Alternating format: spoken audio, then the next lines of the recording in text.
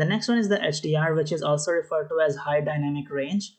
Now it can give you a wider range of color variations in your game. There are two options over here. One is off and one is use graphic settings. Performance wise, obviously when you turn it off, the performance will be better and there will be no HDR. However, if you want lots of different types of color variations in your scene, you might want to make it use graphic settings.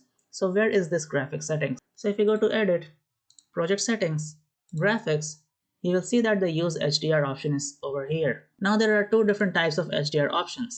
Now FP16 in simple words basically means that for each color channel R, G and B, you will have 16 bits. Now you might know that generally for each color channel we have 8 bits, and that is why we have values from 0 to 255 for each color channel. Now in total, when you have 8 bits, the total number of color which is possible is this much. However, if you have 16 bits for each color channel, you can see that the total number of colors possible is this much, which is way higher in comparison to 8 bits. So you can see that how many different types of colors you get the moment you turn on HDR. However, you should keep in mind that the hardware should also support that many colors channels.